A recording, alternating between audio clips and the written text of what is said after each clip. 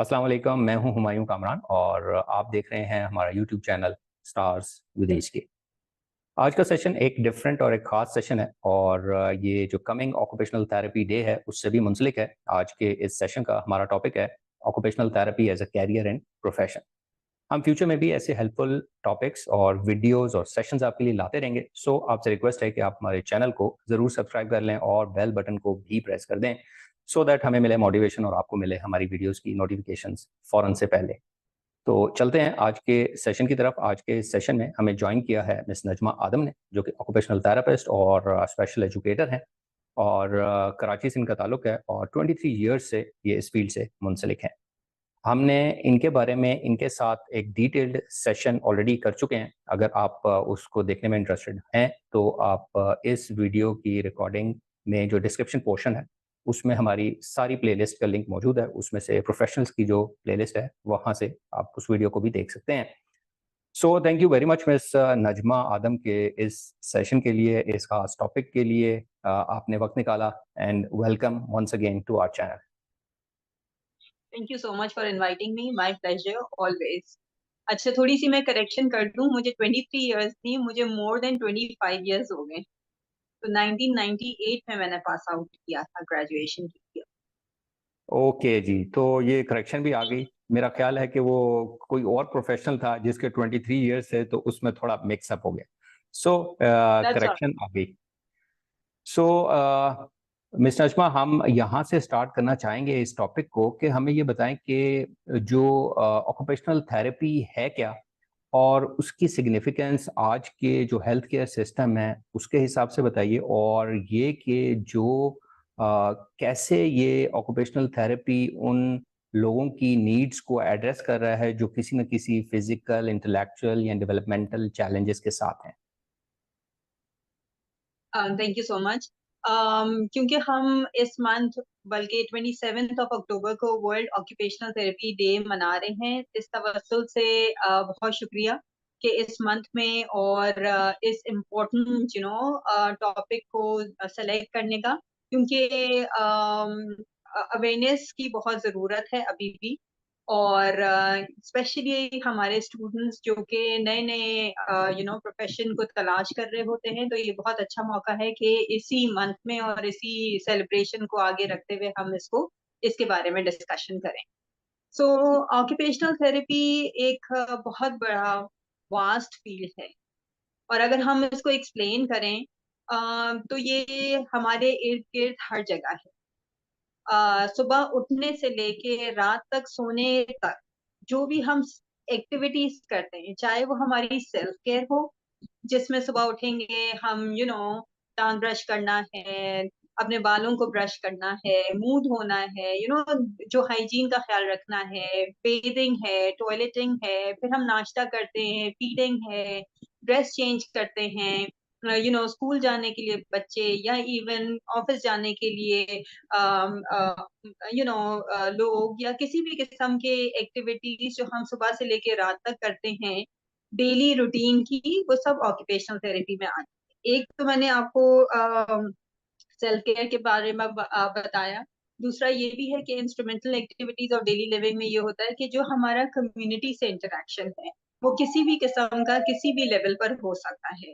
जैसे खवातीन या हजरात जो होते हैं, वो बाहर जाके ऑफिस में काम कर रहे हैं, तो गाड़ी में बैठना, या पैसों को पेट्रोल पंप पे पेट्रोल डलवाना है, मनी को हैंडल करना है, या ऑफिस में पोस्चर का ख्याल रखना है, एर्गोनॉमिकली डिजाइन चीजें अगर है कि टेबल और चेयर की हाइट क्या होनी चाहिए, किस तरह से बैठना है, एनर्जी को किस तरह से कंजर्व करना है, और वर्क को, अपने काम को किस तरीके से ऑर्गेनाइज करना है या सिंपल करना है, वर्क वर्क सिंप्लीफिकेशन टेक्निक्स।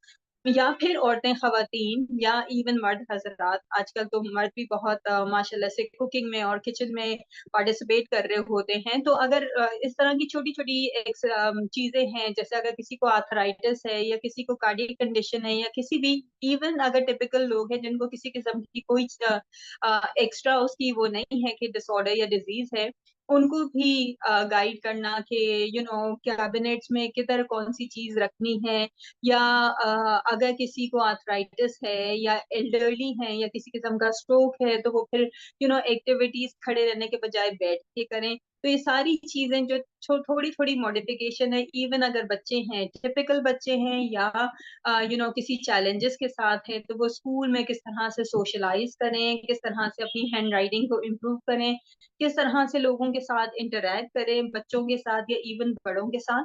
तो ये सारी चीजें जो हम इर्द गिर्द सुबह से लेके रात तक देख रहे होते हैं किसी भी एज ग्रुप में, वो सारी की सारी चीजें एक्चुअली ऑक्यूपेशनल थेरेपी में। राइट। अच्छा, ये बताइए कि ये तो ओवरव्यू हमें मिल गया, तो जो लोग इस कैरियर को परस्यू करना चाहते हैं, तो क्या कोई खास एजुकेशनल बैकग्राउंड चाहिए उन बच्चों को जो इस फील्ड में आना चाहते हैं? ऐसी कोई चीज है? बिल्कुल, हमें जैसे क्योंकि हम एक हेल्थ केयर प्रोफेशनल हैं, तो हमें एटलीस्ट प्री मेडिकल में साइंसेस चाहिए होते हैं, यानी बायोलॉजी के सब्जेक्ट्स हों, या ओ लेवल्स के बाद भी अक्सर बच्चे ज्वाइन कर रहे होते हैं, मगर साइंस के सब्जेक्ट या बायोलॉजी जो है ना उनके पास होना जरूरी है। क्योंकि हम आगे चल के बहुत सारे ऐसे सब्जेक्ट्स पढ़ते हैं जिसमें जैसे कि इन मेडिकल की फील्ड है या साइंस के सब्जेक्ट्स है जिसमें मेडिसिन आती है, सर्जरी आती है, फिजियोलॉजी है, एनाटमी है, तो इसमें एक बैकग्राउंड नॉलेज होना बहुत जरूरी है। इसके अलावा जैसे और सोशल साइंसेस के सब्जेक्ट्स है, यानी सोशियोलॉजी है, क्योंकि हम साइकाइट्री में भी काम करते हैं और हमारी डिफरेंट किस्म की एक्टिविटीज होती है इवन साइकेट्रिक साइंस के लिए, तो हम साइकोलॉजी भी पढ़ते हैं और साइकाइट्री भी पढ़ते हैं। तो ये सब सारे सब्जेक्ट्स की नॉलेज के लिए जाहिर है कि एक बैकग्राउंड नॉलेज होना जरूरी है। राइट। और ये भी हमें बताइए कि कौन कौन सी प्लेसेस हैं जहाँ पे लोग अपने इस कैरियर को, जो डिग्री प्रोग्राम्स ऑफर कर रहे हैं, आपके इल्म में जो चीज जगह हैं उनके बारे में अगर आप हमें बता सकें।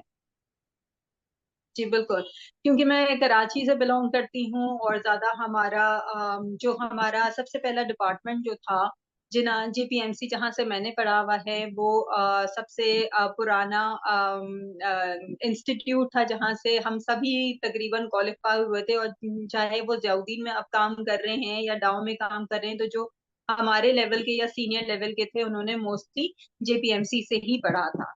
सो अब JPMC में ये ऑफर होता है 4 इयर्स का BS प्रोग्राम। इसके अलावा 2007 में डाउ यूनिवर्सिटी ऑफ हेल्थ साइंसेज में एक department institute of physical medicine and rehabilitation के नाम से खुला था, अब जिसका नाम थोड़ा चेंज करके Sindh institute of physical medicine and rehabilitation रख लिया है, जहां मैंने भी टीचिंग की है जब ओपनिंग हुई थी 2007 में। सो वहाँ पे भी बैचलर्स का प्रोग्राम कराया जाता है। इसके अलावा जो है वो ज़ियाउद्दीन यूनिवर्सिटी है हमारे यहाँ, वहाँ पे भी ये सर्विसेज मतलब एकेडमिक्स जो है वो अवेलेबल है। तो कराची में 3 इंस्टीट्यूट हैं जो इस पर काम कर रहे हैं। राइट। पहले टाइम जैसे जब हम JPMC में पढ़ते थे उस वक्त बॉयज का एडमिशन्स नहीं होता था, और मोस्टली इसमें जैसे अगर कोई एडमिशन लेना चाहता था, अगर लड़के, तो खास तौर पे वो फिजिकल थेरेपी में ज्यादा जाना पसंद करते थे बनस्बत ऑक्यूपेशनल थेरेपी में। अब थोड़ा सा रुझान फर्क हुआ है, बट अभी भी ये फीमेल डोमिनेटिंग प्रोफेशन है, मगर इसका हरगिज मतलब नहीं है कि एडमिशंस बॉयज के नहीं होते। अब तो डेफिनेटली होने लग गए हैं तीनों इन इंस्टीट्यूट में जिसमें मैंने आपसे बात की है। JPMC है और हमारा Sindh institute of physical medicine and rehabilitation और ज़ियाउद्दीन। मगर अभी भी लड़कों की तादाद बहुत कम है, जैसे अगर 20 22 या 25 स्टूडेंट्स हैं तो उसमें से 2 3 या 4 शायद बॉयज होंगे। राइट, तो काफी गुंजाइश है बॉयज के लिए। ठीक है। बॉयज के लिए बहुत गुंजाइश है, और मैं इनकरेज करूंगी बॉयज को भी, क्योंकि समटाइम्स ये है कि जब चूज करना होता है तो वो समझते हैं कि ज्यादा मैस्कुलिन, या जैसे एक होता है वो फिजिकल थेरेपी होगी और जिसमें एक्सरसाइज ज्यादा होगी, और ये थोड़ा सा थोड़ा क्रिएटिव काम है, इसमें आर्ट्स भी नजर आ रहा होता है और एक्टिविटीज करानी होती है, तो वो ये समझते हैं कि शायद ये फीमेल या औरतों जैसा काम है, बट अगेन इसमें बहुत स्कोप है उनके लिए खास तौर पे, क्योंकि समटाइम्स फीमेल एक प्रोफेशन को, जैसे नर्सिंग में भी शुरू में यही होता था कि हम्म। ज्यादा डिमांड, या समझेंगे ज्यादा औरतें ही या लड़कियां ही इसमें आगे आती थी, बट वक्त के साथ साथ अंदाजा हुआ कि सिर्फ औरतों से या लड़कियों से गुजारा नहीं होगा किसी भी प्रोफेशन के लिए, और ऑब्वियसली तो हमारे पास भी यही तकरीबन सिचुएशन है इस वक्त। मगर अगर बॉयज इस प्रोफेशन में आएंगे तो वो मेरा ख्याल है हम लड़कियों से भी बहुत ज्यादा आगे जा सकते हैं, क्योंकि एक तो इसका स्कोप बहुत है और डिमांड बहुत है, सप्लाई कम है, और दूसरा ये कि जिस तरीके से जैसे कि आदमी मेल जो हुए प्रोवाइडर होते हैं या फाइनेंशियली उनको देखना ही होता है, लड़कियों का हर स्टेज में एक डिफरेंट उनकी हम्म। स्टेज के हिसाब से या एज के हिसाब से डिमांड होता है। कुछ शादी के बाद कंटिन्यू नहीं करती, कुछ को इजाजत नहीं होती, फिर प्रेगनेंसी, डिलीवरी और बहुत सारे और चीजें हो रही होती है, बट बॉयज के लिए ये सारी चीजें नहीं है, उनको तो डेफिनेटली अपने फाइनेंसेस को देखना ही है। तो मैं तो इनकरेज करूंगी कि बॉयज को जरूर आना चाहिए स्पीड। ओके। अच्छा, ये भी हमें बताइए कि वंस के वो ओटी में आ जाते हैं तो क्या इसके अंदर विद इन ओटी, जिस तरह हमने दूसरी जगहों पे देखते हैं कि स्पेशलाइजेशन होती हैं, डिफरेंट कैरियर पाथ्स होते हैं with in that specific field, तो क्या ओटी में भी ऐसा ही है?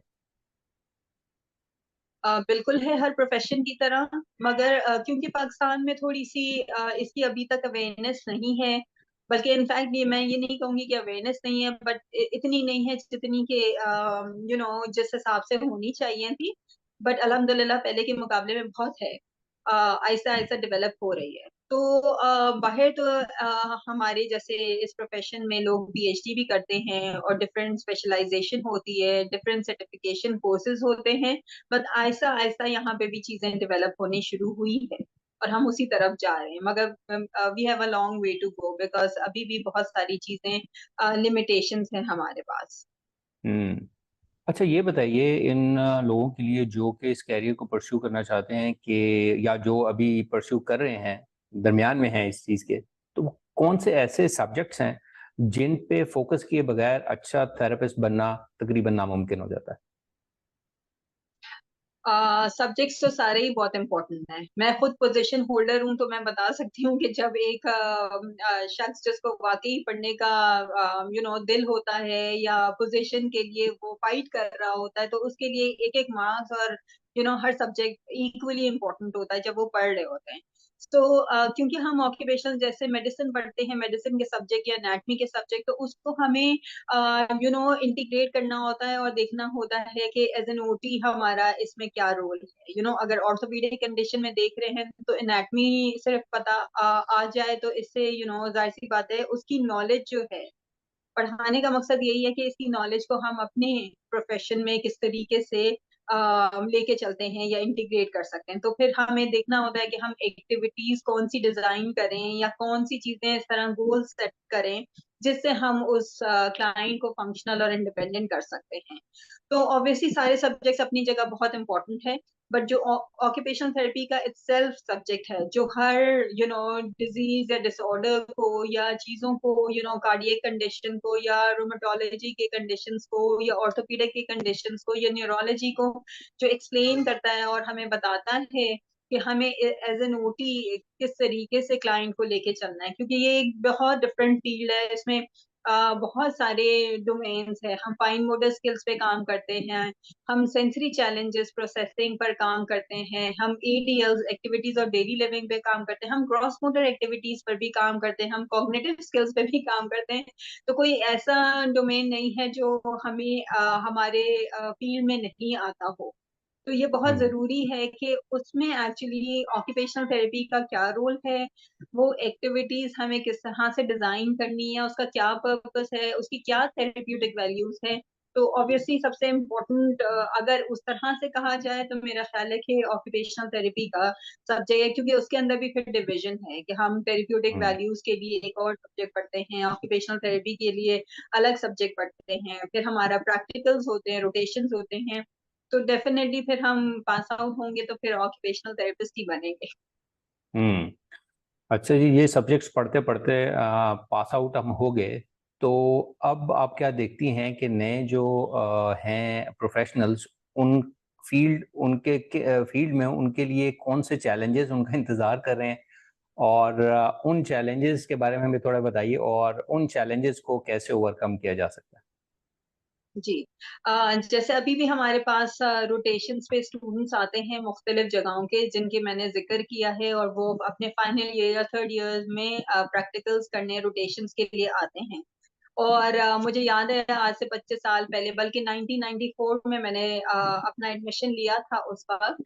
तो शुक्र है कि मुझे तो इतनी ज़्यादा प्रॉब्लम नहीं आई एज़ सच, क्योंकि मेरी जो एल्डर सिस्टर हैं वो भी इसी फील्ड का हिस्सा हैं और मुझसे सीनियर थीं, तो मुझे बहुत सारी चीज़ें घर में ही पता चल जाती थी, और अंदाज़ा हो जाता था कि ये अगर एनाटॉमी में बोन्स देख रही हैं या पढ़ रही हैं, और फिर दूसरी तरफ वो एक्टिविटीज़ बना रही हैं या आर्ट्स की कोई चीज़ कर रही हैं, तो इसका क्या लिंक है? और घर में ज़ाहिर-सी बात है, अगर एक डॉक्टर होता है तो या लॉयर होता है या कोई और प्रोफ़ेशन का पेरेंट्स होते हैं या बड़े बहन-भाई होते हैं, तो जो छोटे होते हैं उनको ऑटोमैटिकली बहुत सारी चीज़ें या बहुत सारी चीज़ों की इन्फॉर्मेशन होती है। तो मेरे लिए तो इतना मुश्किल नहीं था, बट मेरे जो फ्रेंड्स थे, तकरीबन 1 साल उस वक़्त भी लगता था, और तकरीबन आज भी 1 साल लगता है ये समझने के लिए कि ये सारे सब्जेक्ट्स जो हम पढ़ रहे हैं, सर्जरी, मेडिसिन, एनाटॉमी और फिजियोलॉजी, आखिर इसको हम किस तरह से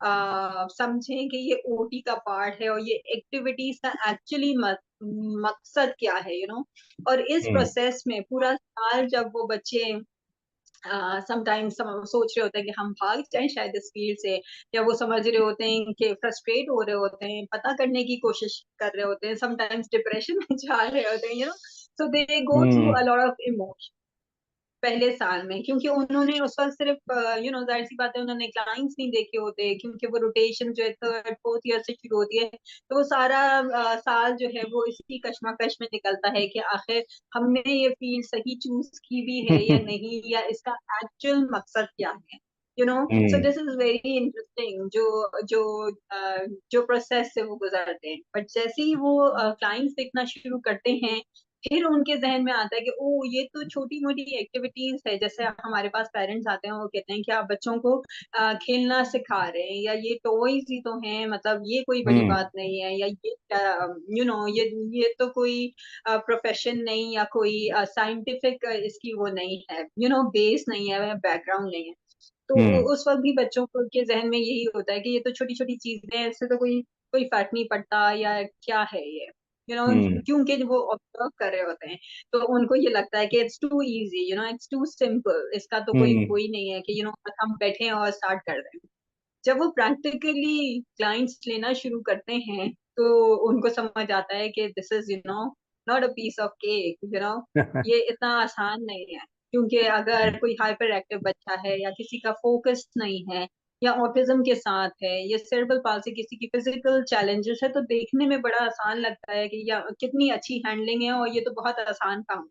मगर जब वो खुद बैठते हैं, मैदान में आते हैं, तो पता चलता है कि नहीं भई, ये इतना आसान नहीं है जितना नज़र आता है। तो ये बहुत इंटरेस्टिंग फेजेस से गुजरते हैं, 1 साल, दूसरा साल, तीसरा साल, चौथे साल में काफ़ी हद तक उनको चीज़ें समझ आ जाती हैं, और जब स्पेशली जब वो प्रैक्टिकली उसमें आते हैं। जब वो पास आउट होते हैं, उसके बाद एक और चैलेंज उनके सामने होता है, जो कि शायद एज़ अ स्टूडेंट उन्होंने क्योंकि उस वक़्त तो ज़ाहिर है वो पढ़ने में लगे हुए होते हैं, और जब वो जॉब पर आते हैं, तो जॉब्स बहुत हैं, बहुत अपॉर्च्युनिटीज़ हैं, बट समटाइम्स वो लिमिट कर लेते हैं अपने आप को, कि जो ऑलरेडी जॉब्स उनको नज़र आ रही हैं, बस वही है सब कुछ। हुँ, तो समटाइम्स मुझे लगता है, मैं आई आई एक्सप्लेन देम, कि पूरा मैदान खाली है, पूरा कहीं पे भी आप चले जाएँ, आप अकेले भी होंगे ना, तो आप बहुत ग्रो करेंगे, आप बहुत लर्न करेंगे। हुँ, अगर सारे के सारे बच्चों को देखना शुरू कर दें, या सारे के सारे एक ही जगह चले जाएँगे, ऑटिज़्म में काम कर रहे होंगे, या किसी भी उसमें आएँगे, तो अम अ आप जॉब तो स्टार्ट कर लेंगे, मगर एक आपकी यूनिकनेस, या वही लोग जो दूसरे कर रहे हैं, वही अगर आप करेंगे, और एक उसमें बच्चों के साथ अगर आप काम कर रहे हैं, तो उसमें सैचुरेशन हो जाएगी, और पूरा दूसरा दूसरा एंड जिसमें एल्डरली है, जिसमें यूथ, हमारी यूथ है, किसी भी और किस्म के एरियाज हैं, वो सब के सब रह जाएंगे। तो मैं उनको हम्म हमेशा ये गाइड करती हूँ कि आप कहीं पे भी जाएंगे अपने आप को मनवा सकते हैं, क्योंकि लोग ही नहीं है। तो ये बहुत हम्म इंपॉर्टेंट है, आई थिंक उनको ये बात समझना कि सभी एक ही चीजों को फॉलो करने के बजाय नए रास्ते, क्योंकि हम भी जब थे, मैंने आपको जैसे पहले भी अपनी वीडियो में जिक्र किया था कि जैसे मैंने खान यूनिवर्सिटी में स्टार्ट करवाया था, मैंने हम्म साउथ सिटी में स्टार्ट करवाया, मैंने जियाउद्दीन में स्टार्ट किया। तो उस वक्त कोई भी नहीं था, हम्म किसी को पता ही नहीं था। बहुत मेहनत, बहुत एफर्ट लगा के कुछ वर्कशॉप्स करने, डॉक्टर से मिलना, इवन अपने फेलो फिजिकल थेरेपिस्ट को एक्सप्लेन करना, ये सारी चीजें बहुत मेहनत, बहुत लगन चाहती थी। बट उसके फ्रूट्स भी, उसके रिजल्ट्स भी नजर आए। हम्म तो मेरा हम्म ख्याल है उनको ये सोचना चाहिए कि आप वो खुद सोचें कि इन सारे एरियाज पे जिस पे हम काम करते हैं उसमें से वो किस में इंटरेस्टेड हैं, और ये ना सोचें कि वहाँ ओपनिंग नहीं है तो कुछ हो नहीं सकता, क्योंकि ओपनिंग उनको खुद बनानी होगी, खुद मेहनत थोड़ी करनी होगी। शुरू में ज्यादा दिक्कत होगी और आई थिंक मेहनत की जरूरत होगी, बाद में एक दफा जब वो चीज स्टार्ट हो जाती है तो और भी लोग उसको ज्वाइन कर लेते हैं, या ऐसा ऐसा आसानी होनी शुरू होती है। तो आई थिंक ये बहुत इंपॉर्टेंट है। मगर जब वो निकलते हैं तो उनको लगता है कि बस यही है, तो कहीं ओटी हो ही नहीं रहा तो हम क्या करें या कहाँ जाएं। तो हम्म आई थिंक ये क्योंकि हमारे वक्त में तो इतने रिसोर्सेज नहीं थे उस वक्त, सोशल मीडिया नहीं था, फोन नहीं था। मतलब फोन जब हमने स्टार्ट मतलब हमारे हाथों में आया या किसी और के हाथ में देखते थे तो हम समझते थे कि ये शायद शो ऑफ कर रहे हैं, क्योंकि इसकी नीड नहीं है। क्योंकि उस वक्त जो है वो इंटरनेट वाले नहीं आते थे, सिर्फ फोन के तौर पे आप हम्म यूज करते थे इंटरनेट, और उसमें नहीं होता था, तो वो लगता था कि वो इसकी क्या जरूरत है। क्योंकि उस वक्त बहुत कम लोग इस्तेमाल करते थे, और हमें भी लगता था कि I don't think we need it. But ऐसा ऐसे जब इंटरनेट आया और व्हाट्सएप आया और फेसबुक आया, इंस्टाग्राम आ गया, अब तो इतनी चीजें आ गई हैं कि things are also very easy, जहाँ हम्म मुश्किलें ज्यादा हो गई हैं मे बी, कि अब अपने आप को मनवाना, आगे बढ़ना शायद उनको लग रहा है कि थोड़ा डिफिकल्ट है, but at the same time आसान भी बहुत है, क्योंकि अब तो सोशल मीडिया का जमाना है। उस वक्त हम्म तो वर्ड ऑफ से हम चलते थे, किसी को पता ही नहीं होता था। अब एक राइट आप सोशल मीडिया पे, यूट्यूब पे आप अपने चैनल्स बना सकते हैं, आप क्या कुछ घर हम्म पे बैठे कर सकते हैं, ऑनलाइन सेशंस देख सकते हैं ना। तो एग्जैक्टली अब तो चीजें बहुत डिफरेंट हैं। तो आई थिंक हम्म स्टूडेंट्स को जो पास आउट होते हैं उनको इतना स्ट्रेस नहीं लेना चाहिए। समटाइम्स वो बहुत वो हो जाते हैं कि क्या करें अब, बिकॉज ओपनिंग शायद नहीं है, और काम किस तरीके से करें, यहाँ तो ऑलरेडी लोग हैं। तो मेरा ख्याल है उनको खुद ये समझना होगा कि अब खुद ही आगे आना है और अपनी खुद एरियाज को आइडेंटिफाई करना है, लोगों को बताना है, ताकि और ओपनिंग्स हों। राइट सही मतलब मेहनत करने की जरूरत है ओपनिंग्स बहुत है इन शॉर्ट हाँ के बिल्कुल, डिसहार्ट ना हो स्कोप स्ट्रेस ना ले स्कोप इज सही लाइक अनलिमिटेड, अनलिमिटेड। हम्म कहीं पे भी आप चले जाएं, आप सक्सेस मिलेगी, डेफिनेटली मिलेगी। मगर उसके लिए थोड़ी मेहनत भी साथ साथ करनी पड़ेगी, हम्म थोड़ी ज्यादा शायद करनी पड़े, बट ये है कि एक दफा अपने आप को मनवा लेंगे तो आप ही का नाम होगा। आप खुद लर्न करेंगे, इट्स पार्ट ऑफ लर्निंग, जब आप एक चीज स्क्रैच से स्टार्ट करते हैं। जब हमने डाउ यूनिवर्सिटी में अपना डिपार्टमेंट बनाया था तो आप यकीन करें हमारे पास कुर्सियां नहीं थी उस वक्त। हम और हम्म डिपार्टमेंट से लेकर आए थे, और हम सोचते थे कि लैपटॉप अपने घर से लेकर आए और बैठने की जगह नहीं, पेपर पेंसिल तक नहीं, सिर्फ दीवारें और बस बिल्डिंग थी हमारे पास। तो हम्म ऑब्वियसली फिर मटीरियल बनाए, फिर सबको अवेयरनेस के लिए वो किया। स्टूडेंट्स आहिस्ता आहिस्ता, सिर्फ 7 स्टूडेंट्स थे पहले वाले बैच में, फिर वो ऐसा ऐसा लोगों को पता चला, और माशाल्लाह से आज क्योंकि गवर्नमेंट का हॉस्पिटल है, सॉरी यूनिवर्सिटी है, तो ऑब्वियसली वहाँ पे बहुत सारी सहूलतें भी मिली, बाहर से चीजें भी मंगवाई, कुछ यहाँ से लोकल ही बनवाई, और आहिस्ता आहिस्ता वो अब माशाल्लाह से इतना अच्छा डेवलप हो गया है वो। तो काम तो करना पड़ता है, ये फील्ड ऐसी है। और अच्छी राइट। बात है कि हम थोड़ी मेहनत करें तो सक्सेस मिलेगी, क्योंकि आप देखें और फील्ड है, फिजियोथेरेपिस्ट को देख लें, जगह जगह हर कोने में एक फिजियोथेरेपिस्ट उसका क्लिनिक नजर आएगा, या डॉक्टर्स हैं वो तक घूम रहे हैं, तो वो उनकी सैचुरेशन आ गई है और उनको ये होता है कि अब क्या करें, मगर हमारी फील्ड में तो बहुत गुंजाइश है, कोई है ही नहीं काम करने के लिए, हम्म। लोग। अ- अच्छा, ये फिजियो का भी जिक्र हुआ, तो एक क्वेश्चन जो मेरे जहन में आ रहा है वो ये है कि जो ऑक्यूपेशनल थेरेपिस्ट है या ऑक्यूपेशनल थेरेपी है, वो क्या यूनिक जो पर्सपेक्टिव है वो ऐड करती है हेल्थ केयर सेक्टर में। और बहुत से लोगों के जहन में जिस तरह आपने भी जिक्र किया, हम पहले भी जिक्र कर चुके हैं कि फिजियो और फिजियोथेरेपी और ऑक्यूपेशनल थेरेपी को अक्सर मिक्स कर दिया जाता है। तो मैं ये जानना चाहूंगा कि ऑक्यूपेशनल थेरेपी जो है वो क्या चीज़ ऐड ऑन करता है इन सारे सेक्टर में जो कि मिसिंग होती है, और ऑक्यूपेशनल थेरेपी के बगैर वो चीज़ मिसिंग ही रहेगी।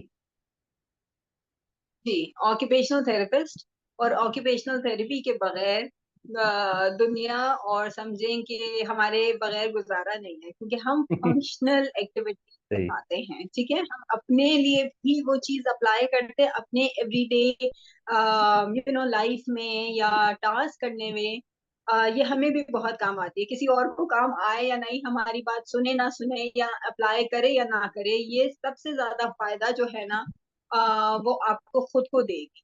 क्योंकि अगर आप वाकई एक ऑक्यूपेशनल थेरेपिस्ट हैं, अब जैसे डाइटिशियन कोई है और उसका रोल इतना इम्पोर्टेंट है, वो डाइट न्यूट्रिशन और उसके बारे में बात कर रहा है, और अगर वो हम्म। खुद ही उसकी फिजिक से ये ना पता चले, और वो सिर्फ दूसरों को ये बताए कि अच्छा ऐसे खाएं और वैसे खाएं और हेल्दी लाइफस्टाइल ऐसे हो, और वो खुद ना नजर आए, एक स्किन का डॉक्टर है, अगर आप उसके पास जाएं और उसकी स्किन खुद ही वो चीज ना रिफ्लेक्ट कर रही हो, तो डेफिनेटली फिर वो जो क्लाइंट होगा वो आपसे इतना इम्प्रेस नहीं होगा। तो अगर हम्म। आपकी लाइफस्टाइल में वो ऑक्यूपेशनल थेरेपी नहीं नजर आ रही, तो ऑब्वियसली फिर थोड़ा सा वो होता है कि ये सबको फायदा देती है, और आपको सबसे ज्यादा आई थिंक फायदा देगी आपको, आपके घर वालों को, कि वो एक सोच देगी, एक समझ देगी, एक फ्रीडम देगी, एक आउट ऑफ द बॉक्स सोचने के लिए आपको मजबूर करेगी, तो ये तो बहुत इम्पोर्टेंट है। हम्म। दूसरी बात ये कि फिजिकल थेरेपी से ये टोटली मुख्तलिफ है, मगर हर कुछ अरसे बाद ये जरूर होता है कि कोई ना कोई आपको आके ये जरूर बोल देगा कि शायद एक्चुअली थोड़ी सी अवेयरनेस कम है, तो लोग हमें फिट करने की कोशिश करते हैं कि ये एक्चुअली कहाँ जाके फिट होगा। कुछ लोग कहते हैं आप साइकाइट्रिस्ट हैं, कुछ लोग कहते हैं अच्छा तो सारा एक्सप्लेन कर लें उसके बाद कहेंगे आप साइकोलॉजिस्ट, इसका मतलब आप साइकोलॉजिस्ट हैं। फिर या तो कहेंगे कि आप फिजियोथेरेपिस्ट हैं, या फिर हमें डॉक्टर बुलाना शुरू कर देंगे। तो अभी भी लोगों को ये कंफ्यूजन है कि ये एक्चुअली आ कहाँ से रहा है और किधर जाके फिट होगा ये। So this is like very interesting कि अभी तक मैं 25 साल से ज्यादा हो गए हैं लोगों को यही बता रही हूँ कि what is occupational therapy. But इससे वाकई बहुत फर्क पड़ा है, क्योंकि अब लोग जब हमारे पास आते हैं तो कुछ लोग खुद भी कह रहे होते हैं कि हमें फाइन मोटर स्किल्स बच्चे की सही नहीं है, या राइटिंग करवानी है, या सेंसरी चैलेंजेस हैं, कुछ ओवर रेटेड भी होते हैं कि इधर उधर से सुन लिया और फिर वो कोई बताए, बाद में पता चलता है कि शायद इतना नहीं है। बट बहरहाल एटलीस्ट थोड़ी सी अवेयरनेस हुई है जब भी बात हो रही है इसके बारे में। तो जब हम्म। फिजिकल थेरेपी की बात होती है तो लोग ये समझते हैं कि फिजिकल थेरेपी टॉप पर है, उसके अंदर ऑक्यूपेशनल थेरेपी, स्पीच थेरेपी, या ये सारी थेरेपीज आती हैं। जबकि हम्म। ये टोटली बहुत अच्छा क्वेश्चन है जो आपने पूछा। जो एक्चुअल हेडिंग है, बड़ी हेडिंग समझ लें, वो रिहैबिलिटेशन। इन हम्म। रिहैबिलिटेशन के अंदर occupational therapy, physical therapy, speech therapy, behaviour therapy, ये सारी जो है वो रिहैबिलिटेशन का पार्ट। तो समटाइम्स लोग समझते हैं कि नहीं फिजियो ऑक्यूपेशनल थेरेपी है तो दो थेरेपीज को मिक्स कर रहे होते हैं या दो प्रोफेशन को मिक्स कर रहे होते हैं, तो ये टोटली डिफरेंट है इससे। पहली बात ये फिजिकल थेरेपी से हमारी डिग्री डिफरेंट है, ठीक है, हम ऑक्यूपेशनल थेरेपी लिखी हुई होती है हमारी डिग्री में जब हम पास आउट होते हैं, और फिजिकल थेरेपिस्ट अपनी डिग्री लेते हैं, तो it's actually totally different.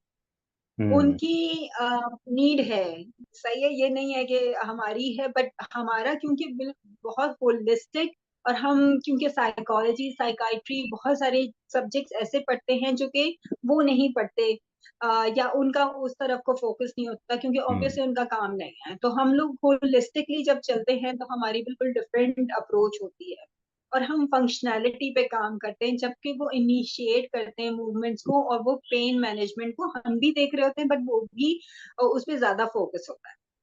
So suppose right. के एक स्ट्रोक का क्लाइंट है जो कि बिल्कुल इनिशियल, क्योंकि मुझे शुरू में जब हमने स्टार्ट किया था खान यूनिवर्सिटी में, और मैं स्ट्रोक यूनिट में आईसीयू में काम करना शुरू किया, तो वहाँ फिजिकल थेरेपिस्ट भी ये कहा करते थे कि अभी हैंड की मूवमेंट नहीं है इसलिए आपका काम नहीं स्टार्ट होगा, और आप क्यों इसको थेरेपी करा रहे हैं। तो उनको ये समझाना पड़ता था कि सिर्फ हैंड का फंक्शन ही नहीं है जो इसको हम देखेंगे, जब तक मूवमेंट 6 महीने 4 महीने नहीं होगी तो क्या ओटी नहीं होगी, क्योंकि हम एडीएल्स पे जब काम करते हैं तो वन हैंडेड टेक्निक सिखाते हैं, एक हाथ नहीं इस्तेमाल कर सकते कोई बात नहीं, मगर एक दूसरे हाथ से आप या दोनों हाथों को की मदद से आप डेली रूटीन के खाना खाना है, या किसी को अडेप्टिव स्पून की जरूरत है कि वो पैडेड स्पून दे दें ताकि वो अपने उनका ग्रिप अच्छा नहीं हो, तो ये बहुत सारी ऐसी मॉडिफिकेशन है घर में, गाड़ी में और चीजों में कर सकते हैं, या एक्सरसाइजेस कराकर हम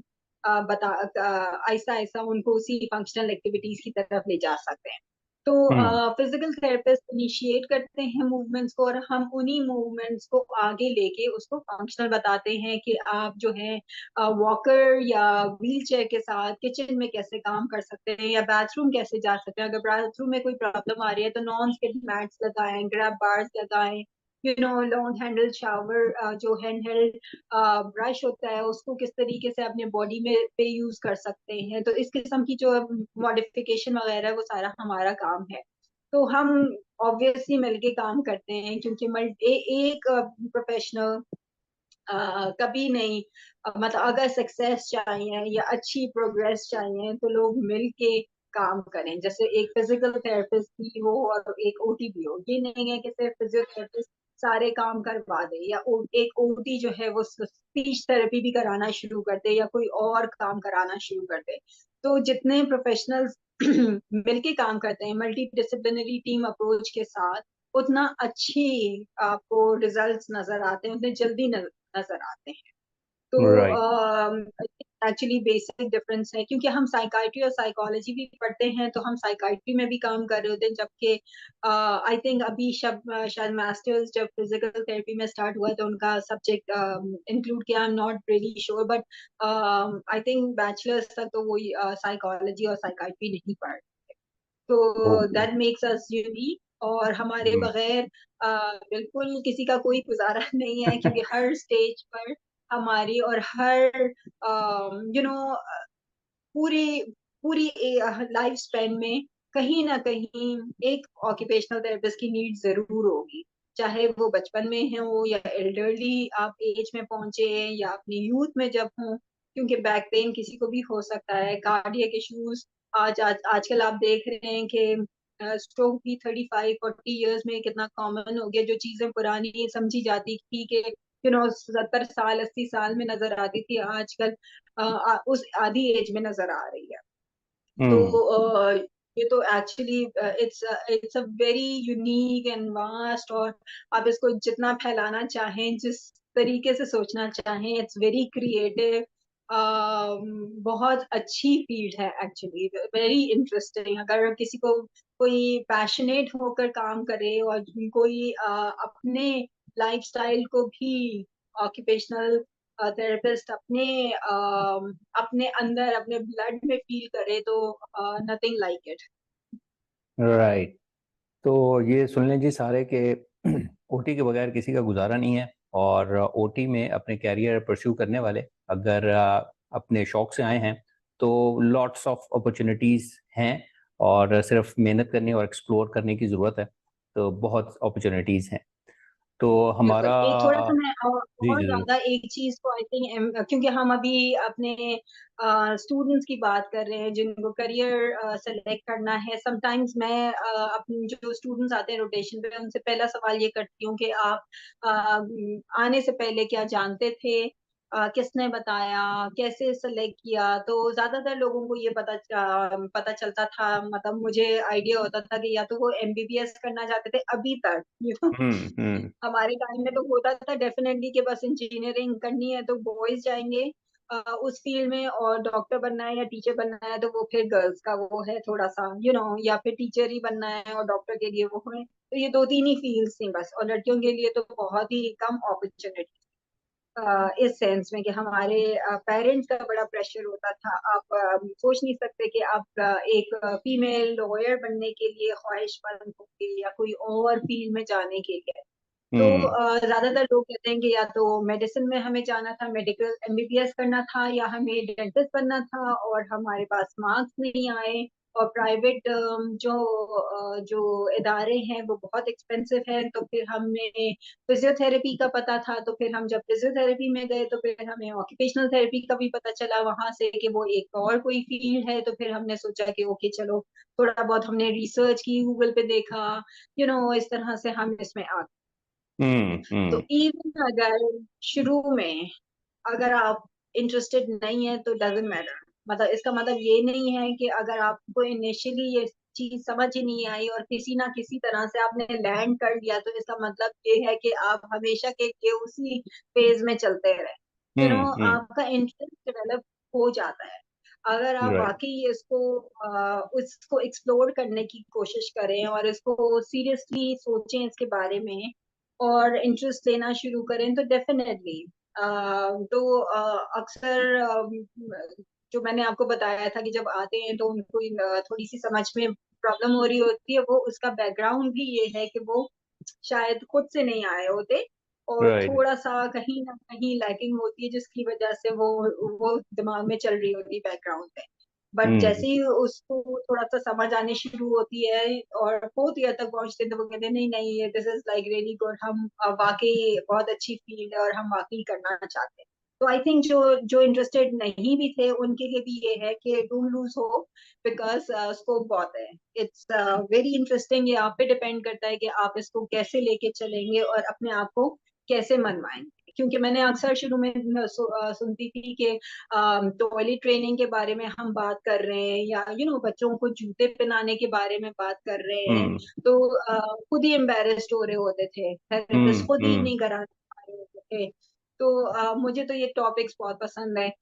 one of the favourite topic जो मैं I don't want to miss, हर एक को, हर पेरेंट को मैं सबसे पहले ये पूछती हूँ कि यू नो टॉयलेट ट्रेनिंग कराई भी है बच्चे को या नहीं, और अगर नहीं है या किसी भी स्टेज पर है तो I want to start right away, क्योंकि दैट्स वेरी इंपॉर्टेंट।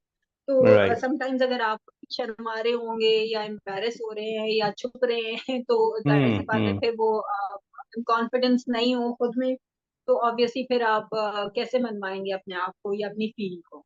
तो मेरा ख्याल बिल्कुल है कि ठीक। जब आप इसको खुद अच्छे से समझेंगे और सोचेंगे, ओन करेंगे और इंटरेस्ट लेंगे, तो definitely it's going to pay off. इंशाल्लाह जी, इंशाल्लाह। We are running short of our time, और हम यहाँ पे ही इस इंटरव्यू को कंक्लूड करना चाहेंगे। आपकी तरफ से काफ़ी इंकरेजमेंट्स मिली, जो स्टूडेंट्स को भी और जो लोग इस कैरियर को परस्यू करना चाहते हैं। सो आई थिंक ये इन्फॉर्मेशन जो हमें आपसे मिली है इस सारी फील्ड के बारे में, ये काफ़ी इंटरेस्टिंग होगी लोगों के लिए और काफ़ी हेल्पफुल भी होगी। So thank you very much once again. Thank you and happy world occupational therapy day. Thank you ji, और बहुत शुक्रिया आप सब लोगों का भी जो इस वीडियो को वॉच करें, और इंशाल्लाह हम इस सिलसिले को कंटिन्यू रखेंगे, और नेक्स्ट सेशन में एक नए गेस्ट के साथ आपकी खिदमत में दोबारा हाजिर होंगे। अंटिल देन अपना ख्याल रखिएगा, टेक केयर एंड अल्लाह हाफिज़।